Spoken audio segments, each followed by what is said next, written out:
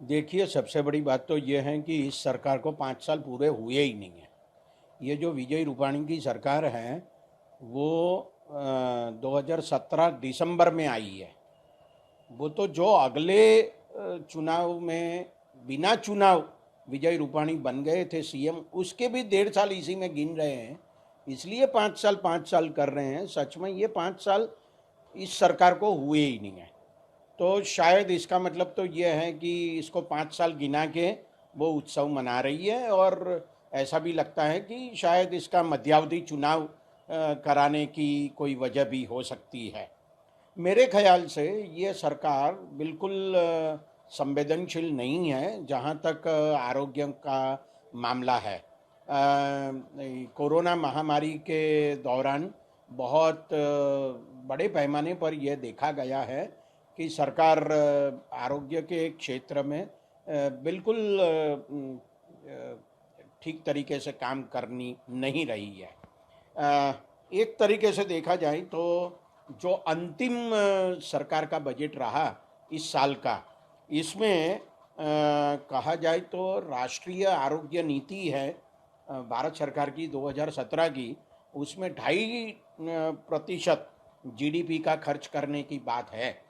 लेकिन गुजरात के इस बजट में सिर्फ 0.62 मतलब 0.62% ही जीडीपी का खर्चा आरोग्य के प्रति किया जा रहा है।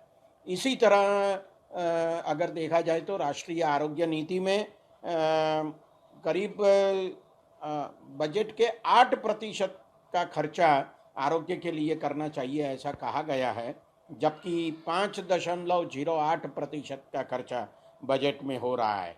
दूसरी ओर ये भी कहा जा सकता है कि गुजरात सरकार जो शहरों में या नगरों में जो आरोग्य की सुविधा है उसको ठीक करने के लिए ज़्यादा पैसा खर्च कर रही है, और गाँवों में जहाँ कम से कम 57% लोग गुजरात में रहते हैं, उन लोगों के लिए कम खर्चा कर रही है। जैसे कि इसी बजट में 1103 करोड़ रुपया गाँवों के लिए, लेकिन शहरों के लिए 2783 करोड़ रुपयों का खर्च का इंतज़ाम किया गया है।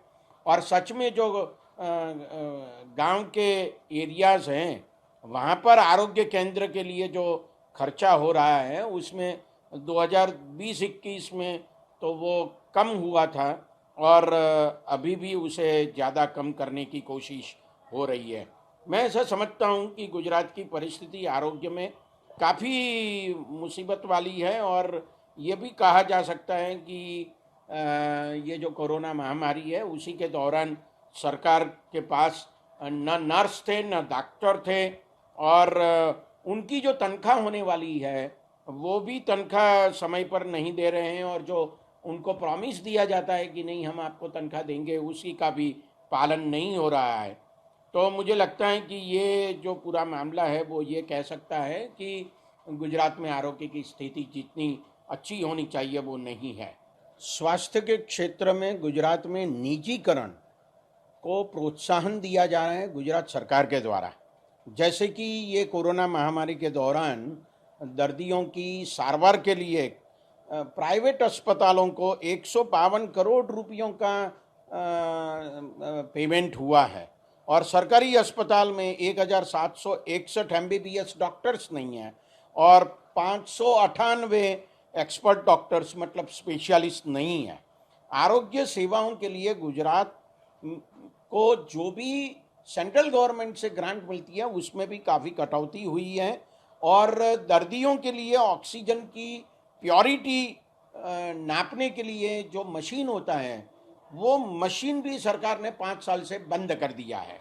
अगर आप देखें तो गुजरात के 33 जिलों में से 20 जिलों में सरकारी अस्पतालों में सीटी स्कैन मशीन नहीं है, और 32 जिलों में एमआरआई मशीन नहीं है।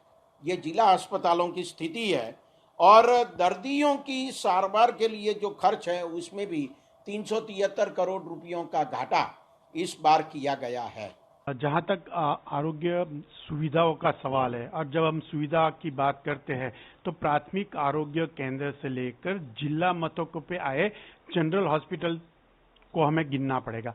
अगर इस हिसाब से देखें, हमारे पास इंफ्रास्ट्रक्चर है, सबसे बड़ी मुश्किल ये है कि ग्रामीण इलाकों में जो तबीब है वो वहां जाके सर्विस देना तैयार नहीं है। तो ये कह सकते हैं कि जो स्पेशलिस्ट डॉक्टर्स है या जो फिजिशियंस है उनकी कम से कम 30 से 40% जगह अभी भी वेकेंट है।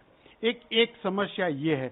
दूसरी समस्या, अगर कोरोना को सेंटर में रख के अगर हम देख रहे हैं तो पूरे विश्व की हेल्थ इंफ्रास्ट्रक्चर एक्सपोज हो चुकी है, क्योंकि किसी भी देश, हम ये नहीं कह रहे कि सिर्फ भारत या गुजरात, आप अमेरिका ले लो, यूके ले लो, फ्रांस, इटली, रशिया, चाइना, किसी भी देश को ले लो, हर किसी का इंफ्रास्ट्रक्चर एक्सपोज हो चुका है, क्योंकि किसी देश ने इतने बड़े पैमाने में इतने सारे दर्दी की सारवार करनी पड़ेगी ऐसा कभी अंदाजा नहीं लगाया था।